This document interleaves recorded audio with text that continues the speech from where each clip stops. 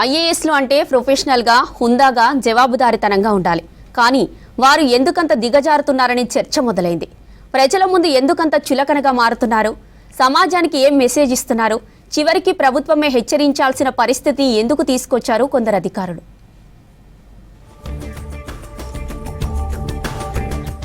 IAS అంటే ప్రభుత్వ నిర్ణయాలపై ప్రజలకు అవగాహన కల్పించాలి.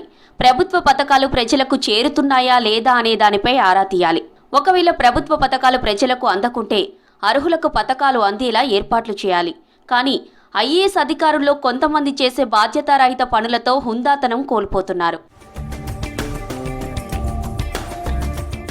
గత ప్రభుత్వ హయాంలో కొంతమంది అధికారులు పాలకులకు వత్తాసు పలకడం, వాళ్ళకు అనుకూలంగా పనిచేయడంపై పెద్ద ఎత్తున విమర్శలు వచ్చాయి.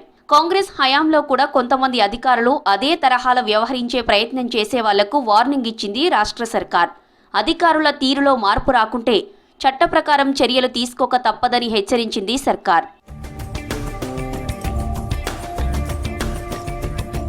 ఈ మధ్యకాలంలో కాంగ్రెస్ హయాంలో ఇద్దరు ఐఏఎస్లు వాళ్ల హోదాను మర్చిపోయి వ్యవహరించారు.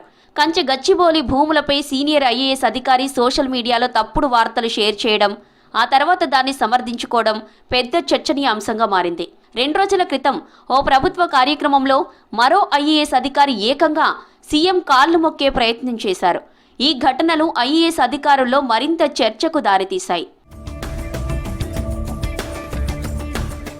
అత్యుత్సాహం ప్రదర్శిస్తున్న కొందరు ఐఏఎస్ అధికారులకు ప్రభుత్వం ఇచ్చిన వార్నింగ్తో ఇక నుంచైనా వారిలో మార్పు రావాల్సిన సమయం ఆసన్నమైంది.